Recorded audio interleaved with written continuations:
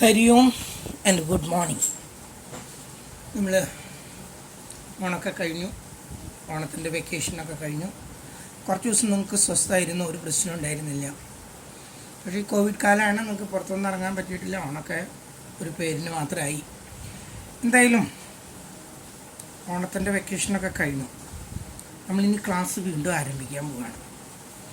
പരീക്ഷ as it is നടക്കും. Class നടന്നോ ഇല്ലേ എന്നുള്ളതൊന്നും യൂണിവേഴ്സിറ്റിക്ക് അറിയേണ്ട കാര്യമില്ല. അതുകൊണ്ട് പരീക്ഷ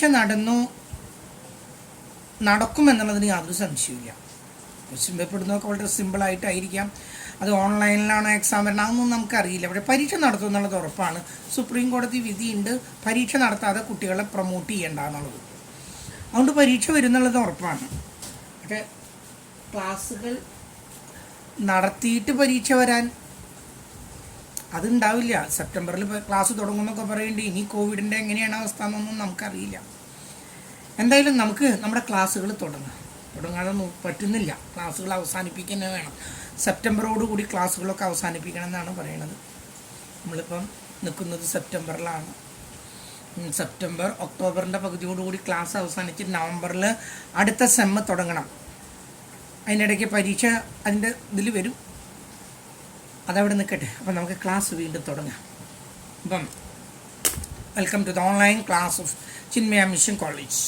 നമ്മൾ വീണ്ടും ക്ലാസ്സിലേക്ക് പ്രവേശിക്കുകയാണ്. നമ്മൾ കഴിഞ്ഞ ക്ലാസ്സിൽ കണ്ടത് ജോമെട്രിക് പ്രോഗ്രഷൻ ആയിരുന്നു.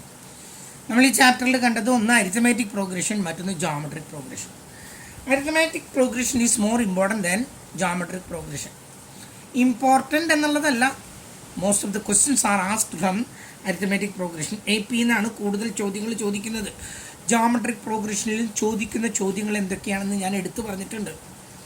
അതായത് if the sum of the three numbers are given and it is square, that one is also given, find the three numbers, അങ്ങനെ പറഞ്ഞാൽ ഞാൻ തന്നിട്ടുണ്ട്. അത് ചോദിക്കാം. അല്ലെങ്കിൽ ഏതെങ്കിലും ഒരു nth ടേമിൻ്റെ അല്ലെങ്കിൽ അതിൻ്റെ സമ്മിൻ്റെ ഫോമുല, ഇതൊന്നും വിട്ടിട്ട് അധികം അങ്ങോട്ട് ആരും ചോദിക്കാറൊന്നുമില്ല. അതുപോലെയുള്ള ഒരെണ്ണമാണ് നമ്മൾ ഇന്നും കാണുന്നത്. ഇതിൻ്റെ മൂന്നാമത്തേത് കാണുന്നത് ഹാർമോണിക് പ്രോഗ്രഷൻ എന്നാണ്. ഈ ഹാർമോണിക് പ്രോഗ്രഷനിൽ നിന്ന് ഇന്ന് വരെ ക്വസ്റ്റ്യൻസ് ഒന്നും ചോദിച്ചിട്ടൊന്നുമില്ല. പക്ഷേ ഹാർമോണിക് പ്രോഗ്രഷൻ എടുക്കണം. നമ്മൾ ഈ ഹാർമോണിക് പ്രോഗ്രഷനെ ഹാർമോണിക് മീൻ എന്ന് പറഞ്ഞിട്ട് നമ്മൾ അടുത്ത ചാപ്റ്ററിൽ നമ്മൾ കുറച്ചും കൂടി ആഴത്തിൽ പഠിക്കുന്നുണ്ട്. ഇവിടെ ജസ്റ്റ് ഇതൊന്ന് നിങ്ങൾ അറിഞ്ഞിരിക്കണം. എന്താണ് ഹാർമോണിക് പ്രോഗ്രഷൻ? അരിത്തമാറ്റിക് പ്രോഗ്രഷൻ അറിയാം. മുന്നിലുള്ള സംഖ്യയോടുകൂടി ഒരു നിശ്ചിത സംഖ്യ, if we add A particular number two the previous numbers we will be having the arithmetic progression. മുമ്പിലുള്ള സംഖ്യകളോടുകൂടി ഏതോ ഒരു പ്രത്യേക സംഖ്യ കൂട്ടി കൊടുക്കുന്നു. ജോമെട്രിക് പ്രോഗ്രഷൻ നമുക്കറിയാം. മുന്നിലുള്ള സംഖ്യയുടെ ഏതെങ്കിലും ഒരു പർട്ടിക്കുലർ നമ്പർ മൾട്ടിപ്ലൈ ചെയ്ത് പോകുമ്പോൾ ജോമെട്രിക് പ്രോഗ്രഷൻ കിട്ടുന്നു. ഹാർമോണിക് പ്രോഗ്രഷനും എന്താണെന്ന് നിങ്ങൾ അറിയണം. ഞാൻ പറഞ്ഞു, ഇന്ന് വരെ ഒരു ക്വസ്റ്റ്യൻ പേപ്പറിലും ഹാർമോണിക് പ്രോഗ്രഷൻ എന്നൊരു പ്രോബ്ലം ഒന്നുമില്ല. പക്ഷേ ഇത് എടുത്തിട്ടില്ല എന്നൊരു ആക്ഷേപം നാളെ ഉണ്ടാകരുത്. അതുകൊണ്ടാണ് ഞാനിത് എടുക്കുന്നത്. ഇത് ഓൺലൈൻ ക്ലാസ് ആയത് കാരണമാണ് ഞാനിതിങ്ങനെ എടുക്കുന്നത്. ഇതിനു മുമ്പുള്ള ക്ലാസ്സിലെ കുട്ടികൾക്കൊന്നും ഞാൻ ഹാർമോണിക് പ്രോഗ്രഷൻ പറഞ്ഞു കൊടുത്തിട്ടൊന്നുമില്ല. എന്നാലും നിങ്ങളിത് അറിഞ്ഞിരിക്കണം. എന്താണ് ഹാർമോണിക് പ്രോഗ്രഷൻ എന്നത് അറിഞ്ഞിരിക്കണം. എന്താണ് ഹാർമോണിക് പ്രോഗ്രഷൻ?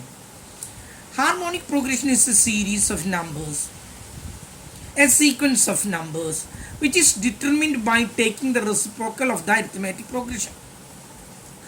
കുറച്ച് സംഖ്യ തന്നിട്ട് അതിൻ്റെ ഹാർമോണിക് പ്രോഗ്രഷൻ എന്ന് പറഞ്ഞാൽ അതിൻ്റെ റെസിപ്രോക്കൽ ആക്കി മാറ്റാം.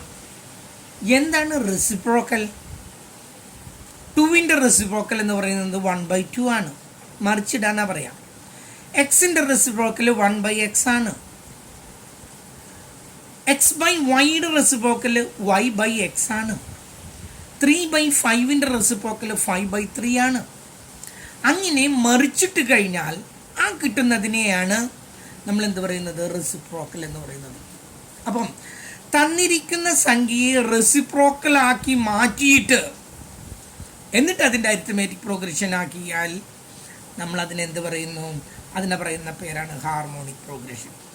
ABCD നിന്ന് നമുക്ക് 4 സംഖ്യകൾ തന്നിട്ടുണ്ട്. ഞാനിവിടെ എഴുതിയിട്ടുണ്ട് ABCD നിന്ന് 4 സംഖ്യകൾ. അതിൽ നമ്മൾ അതിനെ റെസിപ്രോക്കലാക്കുന്നു. 1/A, 1/B, 1/C, 1/D. ഇങ്ങനെ ആക്കി തീർത്തിട്ട് ആദ്യത്തെ നമ്പർ എന്താണ്? എ. ആദ്യത്തെ നമ്പറിനെ നമ്മൾ എ എന്നാ പറയാ, ദാറ്റ് ഈസ് 1/a. കോമൺ ഡിഫറൻസിന് നമ്മൾ പറയുന്ന പേരെന്താണ്? ഡി. അതെങ്ങനെ കിട്ടുന്നത്? രണ്ടാമത്തെ സംഖ്യയിൽ നിന്നും ഒന്നാമത്തെ സംഖ്യ കുറയ്ക്കുന്നു, 1/യിൽ നിന്നും 1/a കുറയ്ക്കുന്നു. അപ്പം നമുക്ക് ഡിയും കിട്ടി. ഇതിൻ്റെ പ്രൊസീജിയർ മുഴുവൻ അരിത്തമാറ്റിക് പ്രോഗ്രഷനിലാണ് ചെയ്യുന്നത്. പക്ഷെ അരിത്തമാറ്റിക് പ്രോഗ്രഷനിൽ ചെയ്തിട്ട് അവസാനം നമ്മളത് എന്താക്കി മാറ്റണം? അതിനെ വീണ്ടും റെസിപ്രോക്കലാക്കി മാറ്റുമ്പോഴാണ് നമുക്ക് എന്ത് കിട്ടുന്നത്? ഹാർമോണിക് പ്രോഗ്രഷനായി കിട്ടുന്നത്. നമ്മളപ്പോൾ തന്നിരിക്കുന്ന സംഖ്യകളെയെല്ലാം എന്താക്കി മാറ്റുന്നു? റെസിപ്രോക്കലാക്കി മാറ്റുന്നു. എന്നിട്ട് ആ റെസിപ്രോക്കലിൽ നമ്മൾ ആ കിട്ടിയ റെസിപ്രോക്കലുകളിൽ ആദ്യത്തേത് എ ആയിട്ട് എടുക്കുന്നു, ഡി എന്ന് പറയുന്നത് രണ്ടാമത്തേതിൽ നിന്ന് ഒന്നാമത്തേത് കുറയ്ക്കുന്നു, അല്ലെങ്കിൽ മൂന്നാമത്തേതിൽ നിന്നും രണ്ടാമത്തേത് കുറയ്ക്കുന്നു, അല്ലെങ്കിൽ നാലാമത്തേതിൽ നിന്നും മൂന്നാമത്തേത് കുറയ്ക്കുന്നു. What ever it may be, all will be same ആയിട്ടുള്ള ഒരു സംഖ്യ തന്നെ കിട്ടാം. അങ്ങനെ കിട്ടിക്കഴിഞ്ഞാൽ എ കിട്ടി, ഡിയും കിട്ടി. ഇനി ഇതിൻ്റെ nth ടേം കാണുന്ന രീതി ഒന്ന് അറിഞ്ഞിരിക്കുക. nth term of N H പിയിൽ ഒരു സംഖ്യയുടെ nth ടേം കാണണമെങ്കിൽ ആദ്യം അതിനെ റെസിപ്രോക്കലാക്കി മാറ്റണം. എന്നിട്ട് നമ്മൾ ഉപയോഗിക്കുന്നത് അരിത്തമാറ്റിക് പ്രോഗ്രഷനിലെ ഫോർമുലയാണ്. എന്നിട്ട് അവസാനം നമ്മളതിനെ റെസിപ്രോക്കലാക്കണം. റെസിപ്രോക്കൽ എന്ന് പറഞ്ഞാൽ 1/, എന്ന് പറഞ്ഞിട്ട് എഴുതണം. അതാണ് അരിത്തമാറ്റിക് പ്രോഗ്രഷൻ്റെ ഫോർമുലയാണിത്. a+n-1d. ഇത് ഉപയോഗിച്ചും കൊണ്ട് ആദ്യത്തേത് 1/a, രണ്ടാമത്തേതിൽ ഡി എന്ന് പറയുന്നത് രണ്ടാമത്തേതിൽ നിന്ന് ഒന്നാമത്തെ കുറച്ചത്. അങ്ങനെ അതിൻ്റെ ഉത്തരം കിട്ടിക്കഴിഞ്ഞാൽ അതിനെ റെസിപ്രോക്കലാക്കാൻ ആ കിട്ടിയ സംഖ്യയെ 1/, എന്ന് പറഞ്ഞിട്ട് എഴുതണം. 3 ആണ് കിട്ടിയെങ്കിൽ നമ്മളത് എന്താക്കി എഴുതണം? 1/3 ആക്കി എഴുതണം. 3/5 ആണ് കിട്ടിയെങ്കിൽ എന്താക്കണം? അതിനെ 5/3 ആക്കണം. കിട്ടിയ സംഖ്യയെ റെസിപ്രോക്കലാക്കി കഴിയുമ്പോഴേ അത് എന്തിലേക്ക് എത്തുന്നുള്ളൂ? ഹാർമോണിക് പ്രോഗ്രഷനിലേക്ക് ആവുന്നുള്ളൂ. ഞാൻ ഒന്നുകൂടി ആവർത്തിക്കുന്നു, ഇതത്ര ആവർത്തിക്കേണ്ട കാര്യമൊന്നുമില്ല. എന്നാലും നിങ്ങൾ നാളെ അതൊരു പ്രശ്നമായിട്ട് തീരരുത് എന്നുള്ള നിലയ്ക്കാണ് ഞാൻ പറഞ്ഞത്. തന്നിരിക്കുന്ന സംഖ്യകളെ നമ്മൾ ആദ്യം റെസിപ്രോക്കലാക്കി മാറ്റി. ABCDനെ 1/a, 1/b, 1/c, 1/d. ആദ്യത്തെ സംഖ്യ that is 1/a. Common difference രണ്ടാമത്തേതിൽ നിന്ന് ഒന്നാമത്തെ കുറയ്ക്കുന്നത്. ഇത് രണ്ടും കിട്ടിക്കഴിഞ്ഞാൽ ഹാർമോണിക് പ്രോഗ്രഷൻ്റെ nth ടേം കിട്ടാനുള്ള ഫോർമുല 1/, അരിത്തമാറ്റിക് പ്രോഗ്രഷൻ്റെ ഫോർമുല a+n-1d. അപ്പം a+n-1d ഉപയോഗിച്ചിട്ട് നമ്മൾ കാണുന്നു. കണ്ടു കഴിഞ്ഞിട്ട് നമ്മൾ എന്ത് ചെയ്യുന്നു? അതിനെ റെസിപ്രോക്കലാക്കി മാറ്റുന്നു. അതാണ് ഈ 1/, എന്ന് പറയുന്നത്. ഇത് അവസാനമാണ് ചെയ്യുന്നത്. ആദ്യം നമ്മൾ ഇതിൻ്റെ അരിത്തമാറ്റിക് പ്രോഗ്രഷനിൽ ഇതിൻ്റെ ഉത്തരം കാണുന്നു. ഒരു എക്സാമ്പിളായിട്ട് determine the 4th and 8th terms of the HP 6, 4, 3. 6, 4, 3. ഈ 3 സംഖ്യകൾ ഹാർമോണിക് പ്രോഗ്രഷനിലാണെന്നാണ് അവർ പറയുന്നത്. നമുക്ക് ഇങ്ങനെ നോക്കുമ്പോൾ ഒന്നും മനസ്സിലാവില്ല അത് ഹാർമോണിക് പ്രോഗ്രഷനാണ്. 6ൽ നിന്ന് 2 കുറച്ചപ്പോൾ 4 കിട്ടി, 4ൽ നിന്ന് 1 കുറച്ചപ്പോൾ 3. ഒരു കോമൺ ആയിട്ടുള്ള ഒരു സംഖ്യ ഇല്ല അവിടെ. അപ്പം നമ്മൾ എന്ത് ചെയ്യണം? പക്ഷെ അവർ പറയുന്നുണ്ട് ഹാർമോണിക് പ്രോഗ്രഷനാണെന്ന്. അതിൻ്റെ അർത്ഥം അതിനെ റെസിപ്രോക്കലാക്കി മാറ്റിക്കഴിഞ്ഞാൽ അത് ഹാർമോണിക് പ്രോഗ്രഷനിലാണ്. അപ്പോൾ അത് നമ്മൾ let us take the arithmetic progression of the given HP. നമ്മൾ ഇതിനെ മുഴുവൻ ആദ്യം തന്നെ എന്താക്കി മാറ്റുന്നു? അതിനെ റെസിപ്രോക്കലിലേക്ക് മാറ്റിയിട്ട് അതിൻ്റെ അരിത്തമാറ്റിക് പ്രോഗ്രഷൻ ആക്കുന്നു. 1/6. ആദ്യത്തെ 6ന് പകരം എന്താ എഴുതിയത്? 1/6. 4ന് പകരം 1/4. 3ക്ക് പകരം 1/3. റെസിപ്രോക്കലാക്കി മാറ്റി. ഇനി ഇതിലെ അരിത്തമാറ്റിക് പ്രോഗ്രഷൻ്റെ ഫോർമുല ഉപയോഗിച്ചിട്ട് നമ്മൾ എന്ത് കാണാണ്? nth ടേം കാണാനുള്ള ഫോർമുലയിലേക്ക് അപ്ലൈ ചെയ്യാം. ആദ്യം എ കിട്ടി 1/6. ഡി കിട്ടണം. D means common difference. Common difference കിട്ടണമെങ്കിൽ എന്ത് ചെയ്യണം? കോമൺ ഡിഫറൻസ് എ കിട്ടിക്കഴിഞ്ഞു. ഇനി നമുക്ക് കോമൺ ഡിഫറൻസ് കിട്ടണം. കോമൺ ഡിഫറൻസ് കിട്ടാനായിട്ട് രണ്ടാമത്തെ സംഖ്യയിൽ നിന്നും ഒന്നാമത്തെ സംഖ്യയെ കുറയ്ക്കുന്നു. അങ്ങനെയാണല്ലോ നമ്മൾ പഠിച്ചത്. രണ്ടാമത്തെ സംഖ്യയിൽ നിന്നും ഒന്നാമത്തെ സംഖ്യ കുറയ്ക്കുന്നു. ഞാൻ ഒരു മിനിറ്റ്. ഓക്കെ. രണ്ടാമത്തെ സംഖ്യയിൽ നിന്നും ഒന്നാമത്തെ സംഖ്യ കുറയ്ക്കണം. അതായത് 1/4ൽ നിന്നും രണ്ടാമത്തെ സംഖ്യ ഒന്നാമത്തെ സംഖ്യയെ 1/6 ലെസ് ചെയ്യുന്നു. ലെസ്സിയിൽ നിങ്ങൾ പലതരത്തിലും പഠിച്ചിട്ടുണ്ട്. ശരിക്കും ലെസ്സി ഇത് ഡെസിമൽ ഇങ്ങനെ എന്താ പറയുക, ഇങ്ങനെ തന്ന് 1/4, 1/6 എന്നൊക്കെ തന്നാൽ അങ്ങനെ വരുമ്പോൾ അതിനെ എൽ സി എം കണ്ടിട്ട് വേണം ചെയ്യാനായിട്ട്. നിങ്ങൾ എൽ സി എം കാണുമ്പോൾ അത്ര ബുദ്ധിമുട്ടേണ്ട കാര്യമൊന്നുമില്ല. 6ഉം 4ലും കോമൺ ആയിട്ട് ഒരു സംഖ്യയുണ്ട് 12, കേട്ടല്ലോ. അങ്ങനെ ബുദ്ധിമുട്ടുണ്ടെങ്കിൽ ആ 2 സംഖ്യകളും കൂടി അങ്ങ് മൾട്ടിപ്ലൈ ചെയ്യാം, കേട്ടല്ലോ. 3ലും 5ലും ഒരു കോമൺ ഫാക്ടർ ഇല്ല. അതുപോലെ 6ലും 4ലും ഉണ്ട്, 2ഉം 3ഉം ഉണ്ട്, 2 അങ്ങനെ നമ്മൾ 2 കോമൺ ആയിട്ടുള്ളത് കളഞ്ഞാൽ നമുക്ക് കറക്റ്റായിട്ട് കിട്ടും. എത്ര കിട്ടുന്നത്? 12 കിട്ടും. അത്രയൊന്നും ബുദ്ധിമുട്ടണമെന്നില്ല. നിങ്ങളൊരു കാര്യം ചെയ്യോ, ആ 2 സംഖ്യകൾ തമ്മിൽ അങ്ങ് മൾട്ടിപ്ലൈ ചെയ്യോ.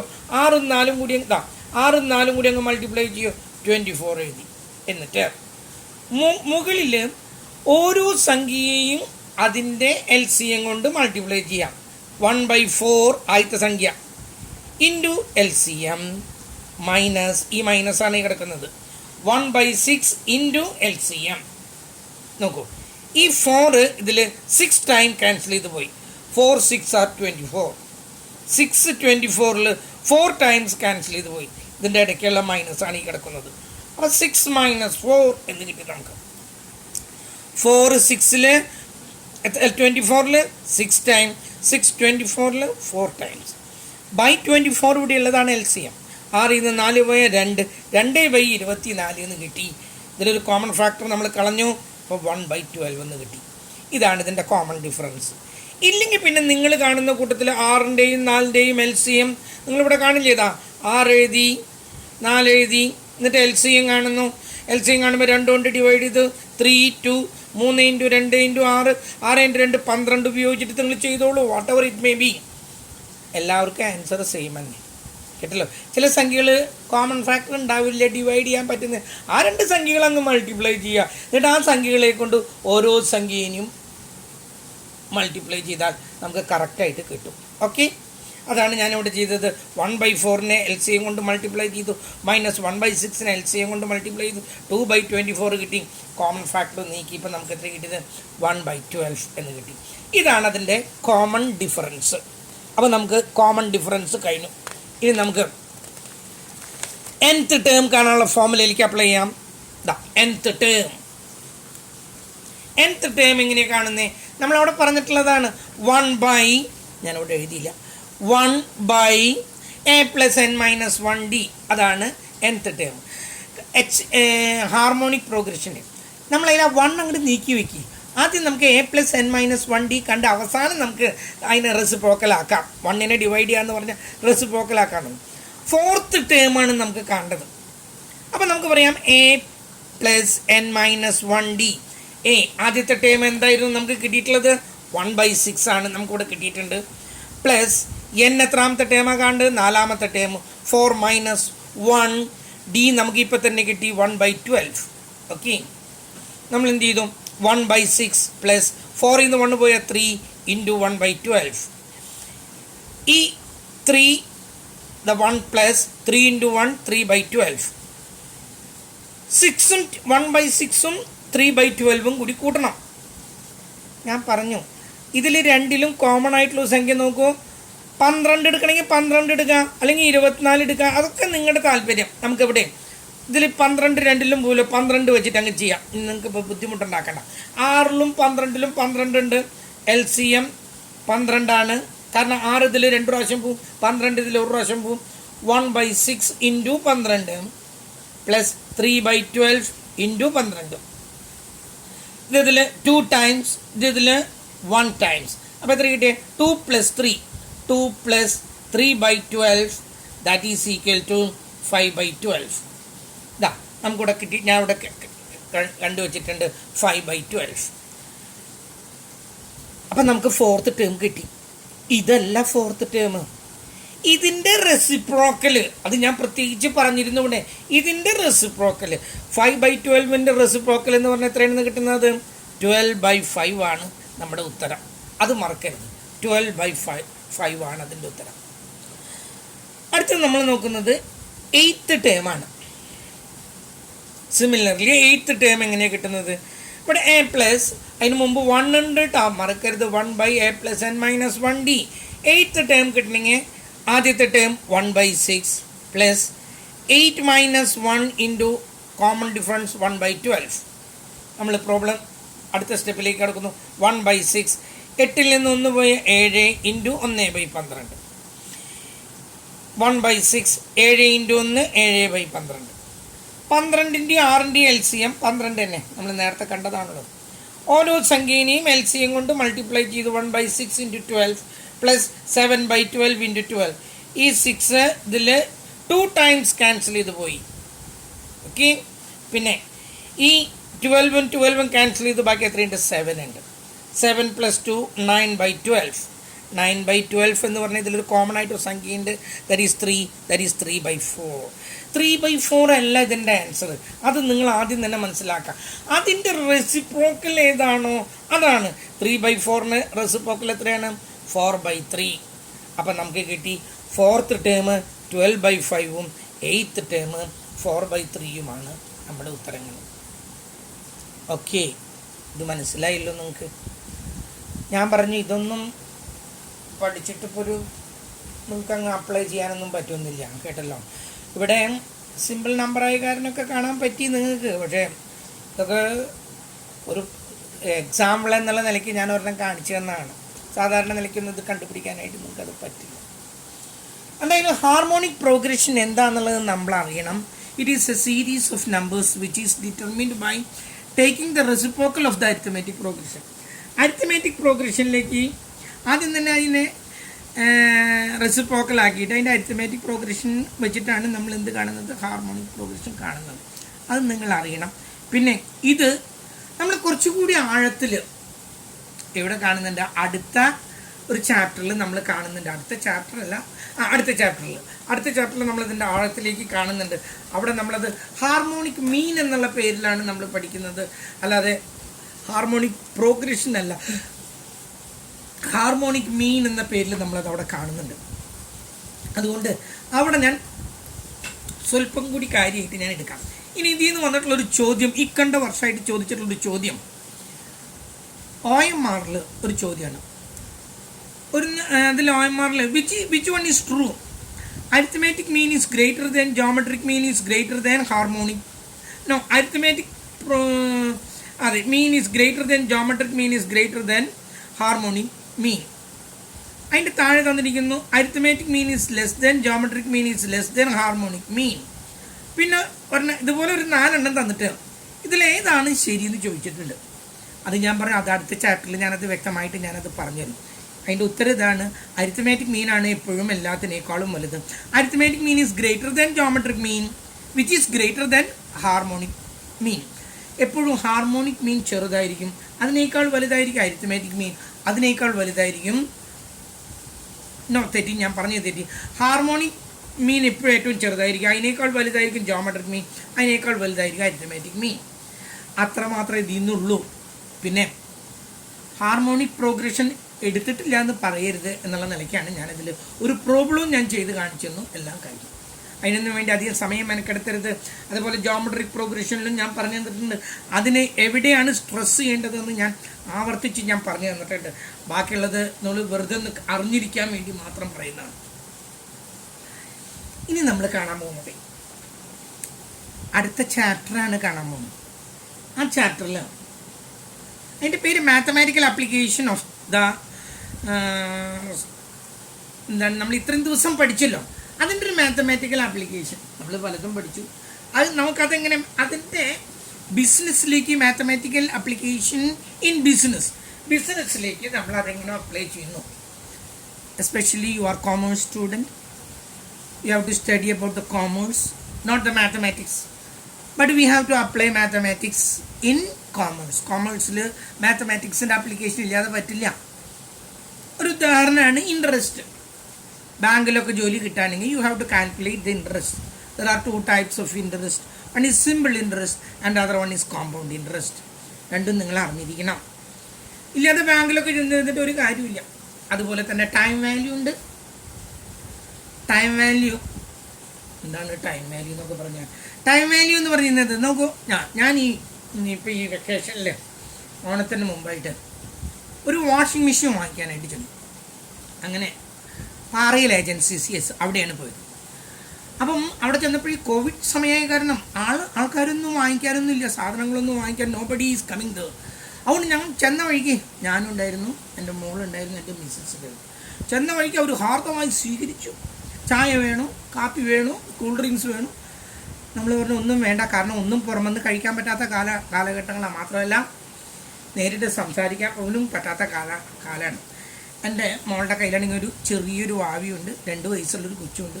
അപ്പോൾ നമുക്ക് എത് വെളിയസ്റ്റ് അവിടെ നിന്ന് കൊണ്ട് പുറത്ത് കിടക്കുന്ന സാധനം വാങ്ങിച്ചിട്ടാ എന്നുള്ള ഉദ്ദേശത്തിലാണ്. അപ്പം ഞാൻ ചെന്നപ്പോൾ അയാൾ വളരെ കാര്യമായി സ്വീകരിച്ചു. മാത്രമല്ല അയാൾ നമ്മുടെ കോളേജിൽ സ്റ്റുഡൻ്റായിരുന്നു, പണ്ട് സ്റ്റുഡൻ്റായിരുന്നു. ഞാനൊന്നും അയാളെ പഠിപ്പിച്ചിട്ടില്ല. അയാളുടെ സിസ്റ്ററും അവിടുത്തെ സ്റ്റുഡൻ്റായിരുന്നു. ആ ഒരു respect still he's having that respect. അതുകൊണ്ട് തന്നെ ഞാൻ ചിമ്മിയ മിഷൻ കോളേജിലെ മാഷാണെന്ന് അയാൾക്ക് അറിയാം. ഇവിടെ രാധാകൃഷ്ണൻ സാറ് പറഞ്ഞു കൊടുത്തിട്ടുണ്ട്. വളരെ എന്താ പറയുക, വാംത്ത് വെൽക്കമാണ് എനിക്ക് അവിടെ കിട്ടിയത്. ചെന്നപ്പോഴേക്കും എല്ലാ കാര്യങ്ങളും അയാൾ തുറന്നു പറഞ്ഞു. മാഷ് ഞാൻ അവിടെ പഠിച്ചിട്ടുള്ളതാണ്, എനിക്ക് ആ കോളേജിനോട് ഇപ്പോഴും എന്തുമാത്രം താല്പര്യമുണ്ടെന്ന് മാഷ്ക്ക് അറിയൂ എന്നൊക്കെ ചോദിച്ചു. സാധനങ്ങളുടെ വിലയൊക്കെ പറഞ്ഞ് ഞാനൊരു വില നിശ്ചയിച്ചു. അങ്ങനെ ഞങ്ങൾ സെമിയാണ് വാങ്ങിക്കാൻ ഉദ്ദേശിച്ചത്. അപ്പോൾ അയാൾ പറഞ്ഞു സെമി എടുക്കട്ടെ സാർ, ഓട്ടോമാറ്റിക് എടുത്താൽ മതി, വെറുതെ എന്തിനീ സെമി എടുത്തിട്ട് ഇതാക്കുന്നത്. ഇപ്പം അതിൻ്റെ കാലമൊക്കെ കഴിഞ്ഞു. എൻ്റെ മിസ്സസിന് അത് താല്പര്യക്കുറവുണ്ടായിരുന്നു, കാരണം അതിൻ്റെ വില കൂടുതലുണ്ട്, അതുകൊണ്ട് അത് വേണ്ട. പക്ഷേ എൻ്റെ മോളും ഞാനും കൂടി നിർബന്ധിച്ച് അത് ഓട്ടോമാറ്റിക് തന്നെ ആക്കാൻ അങ്ങ് തീരുമാനിച്ചു. അങ്ങനെ അയാൾ അതിനൊരു വില പറഞ്ഞു. എത്രയാണ്? 18 രൂപ പറഞ്ഞു. അങ്ങനെ ഞാൻ പറഞ്ഞു ഇത്രയും രൂപ വേണോ, ഒന്ന് ഒരു അഡ്ജസ്റ്റ്മെൻ്റൊക്കെ വേണ്ടതെന്നൊക്കെ ചോദിച്ച് അയാൾ അവസാനം സമ്മതിച്ചു. അയാൾ അതൊരു 16 രൂപയ്ക്ക് എനിക്ക് തരാൻ തീരുമാനിച്ചു. പക്ഷേ അയാളൊരു കണ്ടീഷൻ പറഞ്ഞു, സാർ ഇപ്പോൾ കാശ് അടയ്ക്കണ്ട. അയാൾക്ക് പേടി, ഞാൻ ഈ ഷോപ്പിൽ നിന്ന് വേറെ ഷോപ്പിലേക്ക് മാറിപ്പോയാൽ ഒരു ബിസിനസ്സിന് ആൾ വരാണ്ടിരിക്കുകയാണ്, അവർ ഈ ചെയിനാട്ടിയിരിക്കുക എന്ന് പറഞ്ഞുകൊണ്ട് അവിടെ ഇരിക്കുകയാണ്. അയാളുടെ പേര് മിറേജ് എന്നായിരുന്നു. മിറേജ്, നിങ്ങൾ ആ വാക്കിൻ്റെ സ്പെല്ലിങ് ശ്രദ്ധിക്കുക, MIRAGE, മിറേജ് എന്നാണ് അയാളുടെ വാക്ക്. പക്ഷേ ആ വാക്ക് പ്രൊനൗൺസ് ചെയ്യുക മിറേജ് എന്നൊന്നല്ല കേട്ടോ, മിറാഷ് എന്നാണ് ആ വാക്ക് പ്രൊനൗൺസ് ചെയ്യുക. അങ്ങനെ കുറച്ച് വാക്കുണ്ട്, ഇതൊക്കെ ഫ്രഞ്ച് വേർഡാണ്. മിറാഷ് എന്ന് പറഞ്ഞാൽ മരിപ്പച്ച എന്നൊക്കെ നമ്മൾ മലയാളത്തിൽ പറയില്ലേ, അതിനാണ് ഈ മിറാഷ് എന്ന് പറയുന്നത്. സ്പെല്ലിങ്ങിൽ MIRAGE ആണ്. പക്ഷേ അയാളുടെ പേര് മിറേജ് എന്നാണ്, ഇതേ സ്പെല്ലിങ് തന്നെയാണെന്ന് പറഞ്ഞപ്പോൾ നമുക്ക് തർക്കിക്കാനൊന്നുമില്ല. അതുപോലെ നമ്മൾ പറയാറുണ്ട് ഒരു വാക്ക് ഗാരേജ് അല്ലേ, ഗാരേജ് ഒന്നല്ല കേട്ടോ, വാക്ക് ഗരാഷ് എന്നാണ്. അപ്പോൾ ഞാനെങ്കിലും ഗരാഷ് എന്ന് പറഞ്ഞാൽ നിങ്ങൾ ചിരിക്കും വേണമെങ്കിൽ, പക്ഷേ ആക്ച്വലി അതിൻ്റെ റിയൽ പ്രൊനൗൺസിയേഷൻ ഈസ് ഗരാഷ്. അതുപോലെ ഒന്നാണ് മിറാഷ്. എന്തായാലും ഇയാളുടെ പേര് മിറാജ് എന്നായിരുന്നു. ഞാൻ മിറാജിനോട് പറഞ്ഞു, മിറാജ് എങ്ങനെയാണ് എൻ്റെ കണ്ടീഷൻ ചോദിച്ചപ്പോൾ അയാൾ പറഞ്ഞു, സാറ് ഇപ്പോൾ രൂപ അടയ്ക്കേണ്ട, സാറ് സാധനം കൊണ്ടുപോയിക്കോ, എനിക്ക് 3ാമത്തെ വർഷത്തിൽ, ഈ മാസത്തിൻ്റെ 3ാമത്തെ വർഷത്തിൽ എനിക്ക് പൈസ തന്നാൽ മതി.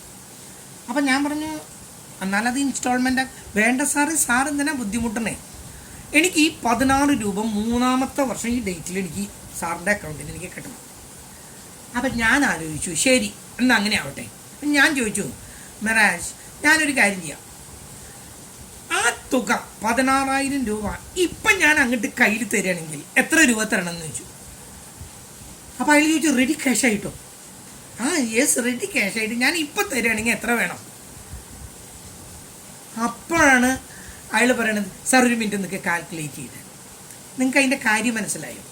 ഞാൻ അയാൾക്ക് കൊടുക്കാനുള്ള 16,000 രൂപയ്ക്ക് ഇപ്പം ഞാൻ 16,000 രൂപ ബാങ്കിലിട്ടാൽ ഈ 3 വർഷം കഴിയുമ്പോൾ എനിക്കത് 18,000 സംതിങ് ആയിട്ട് കിട്ടും, കേട്ടല്ലോ. പക്ഷേ ഞാൻ ഒരു 14,000 അടുത്ത് 13,990 എങ്ങനെ ഇട്ടാൽ കറക്റ്റ് 3 വർഷം കഴിയുമ്പോൾ അത് 16,000 രൂപയാകും. അപ്പം ഞാൻ ചോദിച്ചു, ഞാൻ ഈ 13,990 സംതിങ് തന്നാൽ പോരെ? മഹാരാജ് പറഞ്ഞു, സാർ റെഡി ക്യാഷും കൊണ്ടാണ് വന്നിരിക്കണേ.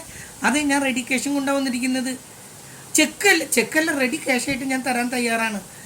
അയാൾക്ക് ഇതിൽ പറയാൻ സന്തോഷം ഉണ്ടാ. അയാൾ പറഞ്ഞു, ഒരു കാര്യം ചെയ്യും സാറേ, 13,500 രൂപയ്ക്ക് തന്നാൽ മതി. അപ്പം അയാൾ ഉദ്ദേശിച്ചത് ഞാനത് റെഡി ക്യാഷ് അല്ല, അത് ഇൻസ്റ്റാൾമെൻറ്റിലാണ്, കുറച്ച് കാലം പിടിച്ചിട്ടാണ്, അതിനാണ് അയാൾ ഒരു മറുപടിയായിട്ട് തന്നാണ് എനിക്ക് 3ാമത്തെ വർഷം. ഞാൻ പറഞ്ഞു, ഞാൻ ഇപ്പം തരുന്നു. ഇപ്പം തരുമ്പോൾ അന്നത്തെ കാശിൻ്റെ മൂല്യമല്ല ഇപ്പോഴത്തെ കാശിൻ്റെ മൂല്യം, അത് നിങ്ങൾ മനസ്സിലാക്കണം. ഈ തുക ഞാൻ ബാങ്കിലിടാണെങ്കിൽ, ഈ 13,990 സംതിങ് ഞാൻ ബാങ്കിലിടാണെങ്കിൽ ഇന്നത്തെ ഇൻട്രസ്റ്റ് റേറ്റിൽ ഈ 3 വർഷം കഴിയുമ്പോൾ എനിക്കത് 16,000 അടുത്ത് കിട്ടും. അപ്പം ഞാൻ 13,000 ചില്ലാൻ രൂപ തന്നാൽ പോരെ? അയാൾക്ക് കാര്യം മനസ്സിലായി. അയാൾ പറഞ്ഞു, സാറ് അത്രയും തരണ്ട, 13,500 രൂപ തന്നിട്ട് സാധനം കൊണ്ടൊക്കെ സാറ് സാധനം കൊണ്ടുപോയിരിക്കണം, എനിക്ക് അത്ര കണ്ടീഷനേ ഉള്ളൂ, സാറ് നാളെ പൈസ തന്നാലും മതി. വേണ്ട, 13,500 രൂപ റെഡി ക്യാഷ് ആയിട്ടാണ് കൊടുത്ത് സാധനം കൊടുക്കും. അപ്പം പറഞ്ഞു വന്നത് ടൈം വാല്യൂ എന്ന് പറഞ്ഞാൽ ഇത്രയും വർഷം കഴിയുമ്പോൾ ഇന്നത്തെ 10,000 രൂപ 3 വർഷം കഴിയുമ്പോൾ എത്രയായിരിക്കും? അത് റേറ്റ് ഓഫ് ഇൻട്രസ്റ്റിനെ അടിസ്ഥാനപ്പെടുത്തിയിട്ടാണ് അത് നിൽക്കുന്നത്. ബാങ്കിലെ റേറ്റ് ഓഫ് ഇൻട്രസ്റ്റിനെ കുറിച്ചിട്ടാണ്. ഇതാണ് ഈ റേറ്റ് ഓഫ് ഇൻട്രസ്റ്റ് എന്ന് പറയുന്നത്. നമുക്ക് പിന്നീട് നമ്മളത് കാണും. ഞാനൊരു എക്സാമ്പിൾ പറഞ്ഞെന്നല്ലോ, ടൈം വാല്യൂ എന്ന് പറഞ്ഞത്. നമുക്ക് ആദ്യം പഠിക്കേണ്ടത് ഇൻട്രസ്റ്റ് ആണ്. ഇൻട്രസ്റ്റിൽ 2 ഉണ്ടെന്ന് പറഞ്ഞു ഞാൻ. ഒന്ന് സിമ്പിൾ ഇൻട്രസ്റ്റും മറ്റൊന്ന് കോമ്പൗണ്ട് ഇൻട്രസ്റ്റും. എന്താ ഇൻട്രസ്റ്റ്? ഞാനത് അവിടെ എഴുതി വെച്ചിട്ടുണ്ട്. Interest is the price paid for the use of capital. നിങ്ങൾ ഇക്കണോമിക്സിൽ പഠിച്ചിട്ടുള്ളതാണ്. ക്യാപിറ്റൽ യൂസ് ചെയ്യുന്നതിന് കൊടുക്കുന്ന പ്രതിഫലത്തെയാണ് നമ്മൾ എന്ത് പറയുന്നത്? ഇൻട്രസ്റ്റ് എന്ന് പറയുന്നത്. ഒരു പ്രൊഡക്ഷന് നമുക്ക് എന്തൊക്കെ വേണം? Land, labour, capital and organiser. ഈ 4 ഇതാണ് വേണ്ടത്. അത് നിങ്ങൾ നിങ്ങളുടെ മാനേജീരിയൽ ഇക്കണോമിക്സിൽ പഠിച്ചിട്ടുള്ളതാണ്. അതിൽ ലാൻഡിന് കൊടുക്കുന്ന പ്രൈസാണ് റെൻറ്റ്, ക്യാപിറ്റലിന് കൊടുക്കുന്ന പ്രൈസാണ് ഇൻട്രസ്റ്റ്, ലേബറിന് കൊടുക്കുന്ന പ്രൈസാണ് വേജ്, ആൻഡ് ഓർഗനൈസർക്ക് കിട്ടുന്നതാണ് പ്രോഫിറ്റ്. ഇതും നിങ്ങൾ പഠിച്ചിട്ടുള്ളതാണ്. ഞാൻ അങ്ങോട്ടൊന്നും കിടക്കുന്നില്ല. ക്യാപിറ്റൽ എന്ന് പറഞ്ഞാൽ നിങ്ങൾ മനസ്സിലാക്കുക, ഫർദർ പ്രൊഡക്ഷന് നിങ്ങൾ എന്തൊക്കെ ഉപയോഗിക്കുന്നുണ്ടോ, മെഷീനറീസ് മുഴുവൻ ക്യാപിറ്റലാണ്. പൈസ വീണ്ടും വീണ്ടും ഉപയോഗിക്കുക, അതും ക്യാപിറ്റലാണ്. ക്യാപിറ്റലിൻ്റെ ഡെഫിനിഷനൊന്നും ഞാനിവിടെ പറയുന്നില്ല. ക്യാപിറ്റലിൻ്റെ ഉപയോഗത്തിന് നമ്മൾ കൊടുക്കുന്ന പ്രൈസിനെയാണ് നമ്മൾ ഇൻട്രസ്റ്റ് എന്ന് പറയുന്നത്. അഥവാ ഞാൻ കുറച്ച് പണം ആരുടെയെങ്കിലും കയ്യിൽ നിന്ന് കടം വാങ്ങി, ആ കടം വാങ്ങിയ പണത്തിൻ്റെ ഒരു പ്രത്യേക ഒരു വർഷത്തേക്കോ 2 വർഷത്തേക്കോ വാങ്ങിയ അതിൻ്റെ ചിലവ്, കോസ്റ്റ് അയാൾക്ക് ഉപയോഗിക്കാൻ പറ്റുന്നില്ല, ഞാനാണത് ഉപയോഗിക്കുന്നത്. അയാൾക്കത് ഉപയോഗം അയാൾ സാക്രിഫൈസ് ചെയ്തുകൊണ്ട് എനിക്ക് തരുമ്പോൾ അതിനെന്തെങ്കിലും അയാൾക്ക് കൊടുക്കണം. അതിനെയാണ് നമ്മൾ എന്ത് പറയുന്നത്? ഇൻട്രസ്റ്റ് എന്ന് പറയുന്നത്. 2 തരത്തിലുള്ള ഇൻട്രസ്റ്റ് ഉണ്ട്. ഒന്ന് സിമ്പിൾ ഇൻട്രസ്റ്റും മറ്റൊന്ന് കോമ്പൗണ്ട് ഇൻട്രസ്റ്റും. സിമ്പിൾ ഇൻട്രസ്റ്റിൻ്റെ ഫോർമുല എന്ന് പറയുന്നത് I is equal to PNR/100. ഇവിടെ സിമ്പിൾ ഇൻട്രസ്റ്റും കോമ്പൗണ്ട് ഇൻട്രസ്റ്റിലും ഒരു കാര്യം നിങ്ങൾ മനസ്സിലാക്കുക. സിമ്പിൾ ഇൻട്രസ്റ്റിൽ നമുക്ക് കാൽക്കുലേറ്റ് ചെയ്താൽ കിട്ടാൻ പോകുന്നത് ഇൻട്രസ്റ്റ് മാത്രമാണ്. ഞാൻ 1000 രൂപ 5 വർഷത്തേക്ക് 4% പലിശയ്ക്ക് ഇട്ടാൽ അത് കാൽക്കുലേറ്റ് ചെയ്ത് കിട്ടുന്ന ഇൻട്രസ്റ്റ് 440 രൂപ. അത് ഇൻട്രസ്റ്റ് ആണ്, പലിശ അടക്കം മുതലല്ല, ഇൻട്രസ്റ്റ് ആണ്.